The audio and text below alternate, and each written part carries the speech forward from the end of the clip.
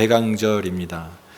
대강절은 다른 예배와 좀 다르게 이런 촛불도 켜게 되고 또 보라색 색으로 또 이 테이블을 또 꾸미게 됐습니다.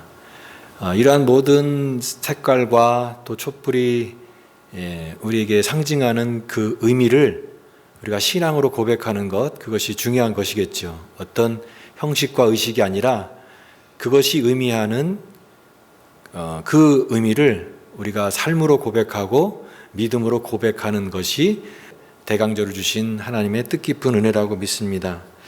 우리가 이 만남, 이 대강절도 주님의 오심을 기다리는 것이고 이제 만나는 것인데, 이 만남과 기다림은 새로운 그런 인물들과 새로운 그런 만남을 앞두고 우리는 그 기대와 설레이는 마음을 감출 수가 없습니다. 그런데 우리가 너무 기대하는 것만큼 정말 그런 만남이 기대하는 것만큼 딱 됐을 때는 우리는 너무나 기뻐할 수 있지만, 기대하는 것만큼 그 기대에 충족되지 못했을 때 우리는 또한 엄청난 실망을 하게 되는 것입니다. 그래서 기대가 크면 실망도 크다라고 그런 말을 하죠. 내가 기대를 많이 했는데 그 기대에 전혀 미치지 못했을 때 우리는 실망을 할 수밖에 없을 것입니다. 바로 그런 기대를 가지고 기다렸는데 그런 기대에 너무나 다른 그런 만남을 통해서 큰 실망을 경험했던 인물이 있습니다. 그 사람이 오늘 등장하는 세례 요한이 바로 그 사람입니다. 이 세례 요한은 예수님이 여자가 난 자 중에 이보다 큰 자가 없다라고 할 정도로 예수님의 그 사역 앞에 보냄을 받아서 정말 많은 그런 사역을 했던 그런 세례 요한입니다. 자신의 뒤에 오실 메시아를 기대하면서 주의 오시는 길을 예비하면서 그의 길을 미리 앞서서 준비했던 하나님의 사람이 바로 이 세례 요한인 것이죠. 특별히 이 세례 요한은 외모도 좀 특이하고 그의 행동도 삶의 방식도 좀 특이했는데, 우리가 이 복음서에 보면은 세례 요한은 광야에서 지내고 또 옷도 낙타 털로 만든 옷을 입고 또 먹는 것도 메뚜기와 또 석청 이런 음식을 먹으면서 광야에서 생활하는 그런 세례 요한의 모습을 우리가 이 복음서에서 만나게 됩니다. 특별히 세례 요한은 회개를 강조했습니다. 천국이 가까웠느니라 회개하라. 회개에 합당한 열매를 맺어야 된다. 회개에 대해서 세례 요한은 강조를 했던 것이죠. 도끼가 나무 뿌리에 지금 놓여 있다. 하나님의 임박한 진노가 지금 바로 눈앞에 있다. 손에 키를 들고 자기의 타작마당을 정해서 알곡과 쭉정이를 가르실 것이다. 하나님의 그 심판이 곧 임하게 될 터인데 너희가 지금 결단하고 회개하지 않으면 하나님의 심판 앞에 나만할 수가 없다. 그러면서 그는 회개를 외치는 광야의 소리와 같은 그런 존재였습니다. 그는 세례 요한은 결국은 이 모든 사역을 통해서 이제 앞으로 그 뒤에 오실 메시아, 그 메시아를 대망하고 소망하면서 그 앞에 길을 닦는 그런 자신의 역할들을 분명히 이해했고 그 사역들을 온전히 감당하기 위해서 자기의 삶을 온전히 드렸던 세례 요한, 그 독특한 그런 삶이고 또 위대한 하나님의 사람의 모습을 볼 수가 있는 것입니다. 이 세례 요한은 어떤 그런 불의를 보면은 타협하거나 그런 자가 아니라 정말 목에 칼이 들어와도 담대하게 할 말을 하는 그런 사람이었습니다. 그래서 그 당시에 권력을 잡고 있었던 분봉왕 헤롯, 예수님 시대에 이 세례 요한이 활동했던 시대에 그 헤롯은 성경에는 그냥 헤롯이라고 나와 있지만 정확히 말하면 헤롯 안티파스라고 하는 그런 인물입니다. 그 당시에 그런 불의한 권력을 잡아서 특별히 그가 굉장히 불법한 일들을 많이 했죠. 그 중에 하나는 이 불법 결혼을 했는데 바로 자신의 동생인 빌립의 아내 헤로디아를 취한 일이 있었습니다. 그런 일을 보고 이 세례 요한이 담대하게 그런 권력 앞에서 그것을 잘못됐다라고 얘기한 것입니다. 그래서 세례 요한은 결국은 옥에 갇히게 된 것이죠. 오늘 이 본문에 나와 있는 배경도 2절에 요한이 옥에서 감옥에 갇혀 있습니다. 바로 그 헤롯에 대한 그 잘못된 것을 비판하다가 옥에 갇히게 된 것입니다. 그런데 이 옥에 갇혀 있는 이 세례 요한이 자기를 따르고 추종하는 제자들을 보내서 예수님께 질문하는 내용이 바로 오늘 본문의 중요한 내용인데, 그 질문은 오실 그이가 당신이십니까? 라고 하는 그 질문인 것입니다. 오실 그이가 당신이십니까?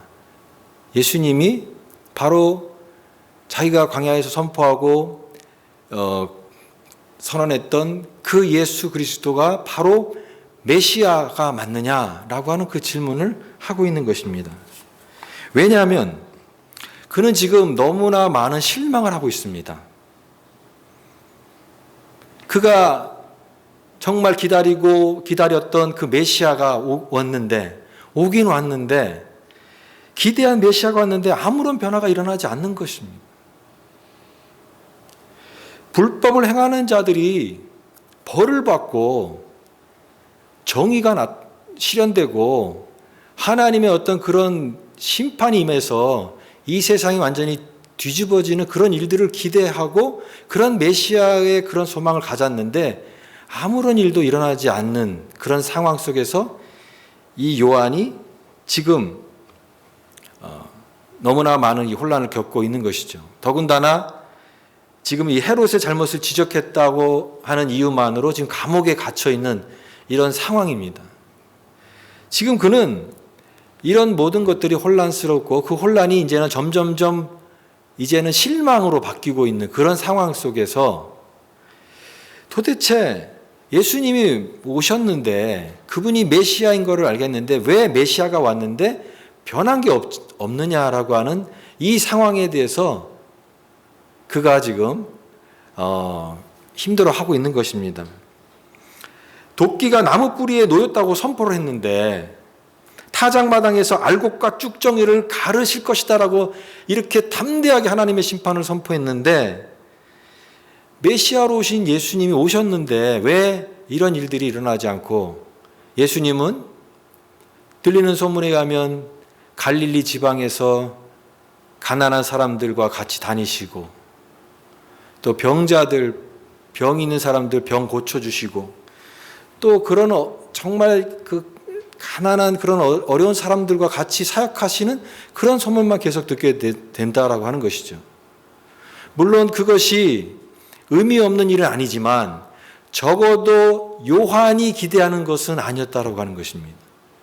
메시아가 오면 이 세상이 하나님의 정의가 실현되고 공의가 나타나고 저 불의한 권력을 갖고 있는 종교 지도자들이나 헤롯이나 이런 사람들이 하나님의 그 심판을 받아서 그들이 다 멸망되는 그런 모습을 꿈꾸고 기대했는데, 하나님의 그 정의가 실현되는 것을 기대했는데 그런 메시아의 모습이 아니기 때문에 기대가 크면 실망도 크다. 참 이런 실망감을 가질 수밖에 없었다라고 하는 거죠. 여러분, 그런데 우리가 신앙생활을 하면서 이런 비슷한 실망을 우리도 가질 수가 있다라고 하는 것입니다. 우리가 예수님을 믿으면서 우리는 그런 소원을 가지고 있죠. 주님이 나타나면, 주님이 내 기도에 응답하시면 뭔가 이런 큰 변화가 일어날 것이다. 예를 들면 주님이 오시면 내가 어떤 병을 갖고 있든지 이런 병들이 다 낫고, 내가 지금 너무나 힘든 이 문제들이 하루아침에 정말 기적적으로 해결이 되어지고 이런 일들이 일어나면 얼마나 좋을까.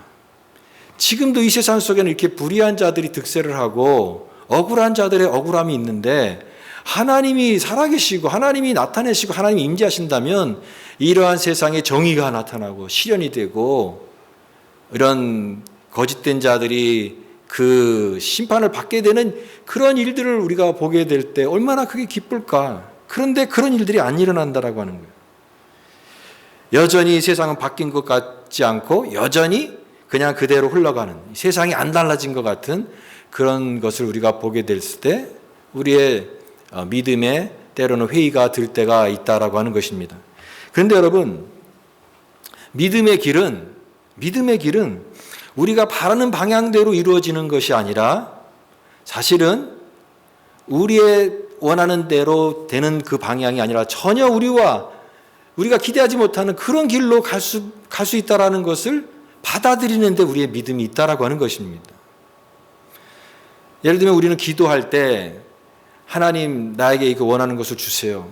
내가 소원하고 꿈꾸고 내가 오랫동안 소망하는 일들을 하나님 앞에 간청합니다. 그래서 그 기도가 간청이 안 이루어지면 내 기도가 실패한 기도구나 라고 생각할 때가 많은 것이죠. 그러나 여러분, 예수님도 그런 의미에서 보면 예수님도 실패한 기도를 한 것입니다.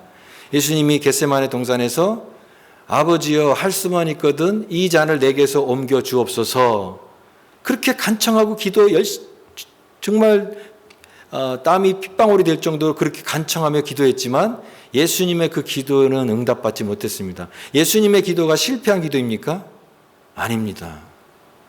여러분, 기도는 하나님 앞에 우리의 소원을 아뢰고 우리의 믿음으로 하나님 앞에 고백하는 것이 맞지만, 그러나 기도와 믿음의 본질은 나의 소원을 아뢰는 단계에서 더 나아가서 나의 것을 내려놓고 주님의 뜻이 나타나도록 간구하는 것이 우리의 기도와 믿음의 본질인 것입니다. 내가 무엇을 우리에게 주어주기를 간구하는 그 수준에서 이제는 우리를 통하여 주님의 뜻이 나타나게 하여 주옵소서. 그래서 그 하나님의 뜻이면 내 자신을 비우는 철저한 자기 부정 속에 거기에 임하는 은총을 경험하는 것, 거기에 진정한 믿음의 본질이 있다라고 하는 것입니다. 세례 요한은 지금 아픔을 물론 통과하고 있습니다. 자기가 선포하고 외쳤던 메시아, 그가 오시면 이 세상에 하나님의 그 모든 것이 다 나타날 것이라고 그렇게 광야에서 사람들에게 외쳤던 그 메시아가 왔는데, 그 예수님의 모습을 보면 자기가 의심도 생기고 또 갈등도 있고 또 그 안에서 그런 모든 과정 속에서 지금 이 감옥에 갇혀 있는 이 세례 요한의 마음속에 어찌 이런 그런 아픔이 없었겠습니까? 그런데 감옥에 갇힌 상황이 답답한 게 아니라 정말 자기가 그렇게 오랫동안 선포했던 그분이 메시아인가 아닌가, 이것에 대한 이런 불확실성이 더 그에게 고통으로 다가왔다라고 하는 것입니다. 그래서 제자들에게 물은 것입니다. 예수님께 가서 오실 그이가 당신입니까? 당신이 맞습니까? 우리가 다른 사람을 기다려야 됩니까? 당신이 맞습니까? 질문한 것이죠. 이 질문은요, 그냥 어떤 호기심으로 하는 그런 질문이 아닙니다. 우리가 그런 수준으로 이해를 하면은 이 세례 요한의 질문에 그 저희를 다 이해할 수가 없습니다. 이거는요, 당신이 오실 그이가 맞습니까? 라고 하는 이 질문은 세례 요한의 어떤 절박한 질문인 것입니다. 왜냐하면은 그 인생 전체를 거기에 걸었거든요. 그 메시아를 선포했던 이 요한의 삶이 만약에 그 메시아가 아니라고 한다면 그는 너무너무나 그런 그 쓰라린 인생의 모든 것이 무너지는 절망을 경험할 수밖에 없었을 것입니다. 그러나 그가 선포한 그 메시아 예수가 맞다면 그는 지금 자기가 옥에 갇혀 있는 모든 상황도 문제가 되지 않는 그런 큰 위로와 용기를 얻었을 것입니다. 이 갈림길 속에서 질문하는 것입니다. 얼마나 절박한 질문이겠습니까? 당신입니까? 우리가 다른 일을 기다려야 됩니까? 물론 이것은 예수님께 뭔가 이렇게 막 푸시를 하고 따지려고 하는 그런 질문이 아닌 것입니다. 그는 예수님을 만났습니다. 그리고 세례 요한은 예수님께 세례를 주기도 하고 또 예수님의 그 사역의 현장 속에서 그런 모습을 봤습니다. 그리고 그분이 정말 메시아, 내가 선포했던 그 메시아가 맞는 것을 그의 삶을 통해서 그가 경험했습니다. 그러나 그가 바라는 것과는 좀 차이가 있었다라고 하는 것입니다. 그러면 왜 이런 차이가 일어날까? 그럼 예수님이 뭔가 잘못된 것인가? 내가 잘못한 생각을 잘못한 것인가? 이러한 그런 생각들을 분명히 했을 것입니다. 그러나 그는 감옥 속에서 정말 이 깊은 고민의 밤을 지내면서 이제는 주님 앞에 주님이 어떤 대답을 하시든지 그 대답이 나에게 속 시원한 대답이 아닌다 할지라도 그 대답을 내가 정말 믿음으로 받겠습니다. 주님이 어떤 대답을 하시든지 내가 받아들이겠습니다. 내 생각을 내려놓고 듣겠습니다. 라고 그는 질문했을 것입니다. 여러분, 당대에 여자가 난 자 중에 세례요한보다도 큰 자가 없다라고 할 정도의 그 위대한 하나님의 사람 세례요한도 이렇게 메시아에 대한 생각이 잘못됐고 때로는 그것 때문에 힘들어한 그런 상황이라고 한다면 그 당시에 예수님을 따랐던 많은 이런 이스라엘 백성들이나 하나님의 백성들도 당연히 그들의 메시아에 대한 생각들이 분명히 그런 잘못된 부분이 분명히 많았을 것입니다. 요즘도요, 어떤 유대인들은요, 집안의 문을 열어놓고 그 식탁에다가 의자를 갖다 놓는데 한 의자는 빈 의자를 갖다 놓는다고 합니다. 왜냐하면 메시아가 와야 되기 때문에. 2000년 전에 이미 오신 메시아를 아직도 인정하지 않고 메시아가 와야 되는데 그 메시아를 아직도 기다리고 있다라고 하는 것입니다. 자기의 생각에 가득 잡혀있는 자는 이미 오신 주님을 못 보는 것입니다. 여러분, 그 생각이 깨져야 되는 것입니다. 오늘 세례요한처럼 영혼의 밤을 거쳐서 우리에게 오시는 그 주님을 만나야 되는 것입니다. 여러분, 예수님을 진정으로 만나길 원하십니까? 우리도 그런 밤을 거쳐야 되는 것입니다. 예수님을 내 인생의 주님으로 만나기 위해서 우리는 우리 자신의 자존심도 내려놔야 되고 우리의 고정관념이 깨져야 되고 우리의 고집도 꺾어져야 되는 것입니다. 이 깨어지는 깊은 영혼의 밤을 거쳐야만 아픈 만큼 성숙하는 우리의 신앙이 그제서야 온전한 신앙이 될 수 있다라고 하는 것입니다. 우리는 이 대강절을 보내면서 이 대강절이 성탄절을 기다리는 어린아이가 막 설레는 마음으로 기다리는 그런 대강절이 아닙니다. 대강절이 의미하는 것은 이 보라색이 회개를 의미하는 것처럼 우리의 가슴을 찢는 진정한 참회를 말하는 것입니다. 진정한 겸손으로 오신 예수 그리스도를 내 마음에 모시기 위해서 내가 철저하게 깨어지고 참회 않을 때 그 마음이 비워질 때 우리는 우리에게 오시는 주님을 그제서야 만날 수 있다라고 하는 것입니다. 오늘 예수님께서 이 세례 요한의 질문에 대답하십니다. 그 대답이 5절 말씀입니다. 예수께서 대답하여 이르시되 너희가 가서 듣고 보는 것을 요한에게 알리되 5절 말씀 우리 같이 한번 읽어보겠습니다. 시작. 맹인이 보며 못 걷는 사람이 걸으며 나병 환자가 깨끗함을 받으며 못 듣는 자가 들으며 죽은 자가 살아나며 가난한 자에게 복음이 전파된다 하라. 오실 그이가 당신이십니까? 라고 하는 질문에 내가 그다, 나는 아니다, 이렇게 분명하게 대답을 하지 않으셨어요. 야 요한아, 네 말이 맞다. 내가 그 사람이, 내가 메시아야. 흔들리지 마. 이렇게 예수님께서 분명하게 대답을 하지 않으시고 예수님은 그냥 이 말씀을 하시는 것입니다. 예수님은 요한이 지금 감옥에 있고 있는 그런 절박한 상황도 아십니다. 요한이 지금 어떤 마음속에 그 괴로움을 갖고 있는지도 다 아십니다. 그를 옥에서 그런 구해주는 그런 기적도 예수님은 행할 수 있는데 그렇게 하지 않으십니다. 그 간절함이 무엇인지 아는데도 불구하고 그 아픔도 아시는데도 불구하고 예수님은 거기에 대해서 말씀하지 않으시고 있습니다. 여러분, 예수님의 마음속에 정말 요한에게 알려고 싶은 것이 하나 있습니다. 그것은 하나님의 나라였습니다. 하나님의 나라. 그 하나님의 나라가, 예수님께서 가져오시는 그 하나님의 나라가 무엇인지를 요한이 분명히 알기를 원하셨던 것입니다. 그래서 너희는 가서 듣고 본 것을 요한에게 전하라. 맹인이 볼 것이다. 못 걷는 사람이 걸을 것이고 나병 환자가 깨끗함을 얻을 것이다. 못 듣는 자가 들을 것이다. 죽은 자가 살아날 것이다. 가난한 자에게 복음이 전파될 것이다. 이것은 이사야가 예언한 분명한 예언입니다.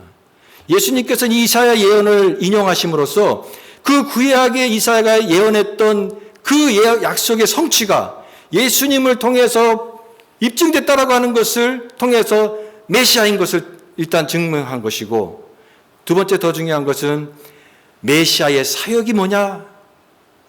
예수님의 그 메시아의 사역은 이 세상에 와서 악한 자들을 다 멸하는 그런 심판의 그 메시아의 사역이 아니라 오늘 잃어버린 영혼을 구원하고 죄에 빠진 영혼을 살려내는 이 치유와 회복과 생명이 메시아의 사역의 본질이다라고 하는 것을 예수님께서 알려주신 것입니다.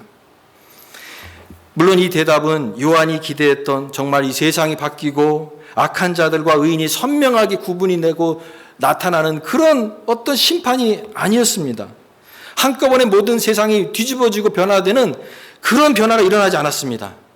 그러나 예수님은 오늘 예수님의 사역과 삶을 통해서 하나님의 나라가 이 땅 가운데 조금씩 시작되는 이 역사를 보여주십니다. 마치 작은 누룩이 변화되는 것처럼, 마치 작은 겨자씨가 자라서 큰 나무가 되는 것처럼 예수님은 상처받은 자들을 치유하시고 소망 없는 자들에게 하나님의 나라의 소망을 심어주시고, 예수님이 전한 이 복음을 통해서 사람들이 조금씩 변화되어서 이제는 이 작은 겨자씨와 같은 이런 믿음의 모습들이 큰 나무로 변화되어서 이 세상이 하나님 나라로 변화되어져가는 이런 꿈들을 꾸셨던 것이고, 또 그 일을 이제 마음을 온전히 비우고 믿음으로 동참하는 자들을 통해서 그 일을 이루시는 그 하나님의 나라를 예수님께서 설명하신 것입니다. 지금 그 하나님의 나라는 예수님의 사역과 가르침과 그분의 삶을 통해서 지금 사람들의 심령 가운데 조금씩 이루어지고 변화로 움트고 있다라고 하는 것을 말씀을 하심으로써 요한의 질문에 대답한 것입니다. 오실 그이가 당신이십니까? 예수님의 이 대답을 듣고 요한이 어떤 반응을 했는지는 성경에 나와 있지 않습니다. 그러나 우리는 추측할 수 있습니다. 비록 그가 이제는 그 감옥에서 나오지 못하고 불의한 권력의 희생이 되어서 요한은 순교를 했지만, 그러나 예수님의 대답을 들었을 때 그 영혼에 환한 그런 빗줄기와 같은 이 빛이 임했을 것입니다. 예수 그리스도와의 메시아, 그분의 만남을 통해서 그 영혼 가운데 빛이 비춰지고 깨달음의 은혜를 주셨을 것입니다. 오늘 이 대강절 첫째 주일을 맞이하는 저와 여러분에게 세례 요한의 질문을 주님께서 주십니다. 그리고 예수님의 대답을 묵상하게 하십니다. 오실 그이가 당신이십니까? 이 질문과 예수님의 말씀을 묵상하면서 우리가 깨닫는 것은 우리의 자신의 것을 내려놓지 않으면, 내 벽을 깨지 않으면, 내 오래된 고정관념과 내 생각을 내려놓지 않으면 우리는 우리에게 오시는 주님을 온전히 모실 수 없다라고 하는 사실을 깨닫게 되는 것입니다. 내 생각에 사로잡힌 자는 주님을 받아들이기 어렵다고 하는 것입니다. 대강절은 우리의 문제를 해결하시기 위해서 주님께서 오시는 그런 날을 기념하는 날이 아닙니다. 오히려 주님께서 내 심령 가운데 들어오시도록, 나의 삶의 주인이 되시도록, 우리의 마음을 철저히 비우고 역사하시도록 자신을 주님께 맡기는 결단이 필요한 그때가 바로 대강절인 것입니다. 여러분, 내 마음속에 무엇이 가득한지 그 마음을 비울 수 있기를 바랍니다. 이 빈 마음속에 주님께서 오시옵소서, 나의 삶에 임재하여 주옵소서, 주님의 겸손히 맞음으로 오늘 이 그 나라의 복음에 기쁘게 참여하고 하나님이 우리에게 소망으로 오신 그 주님을 기뻐하고 증거하는 거룩한 은혜가 넘치는 그런 대강절로 우리가 하나님 앞에 드릴 수 있기를 바랍니다. 오늘 그 은혜가 저 여러분의 삶 가운데 충만하기를 간절히 바랍니다.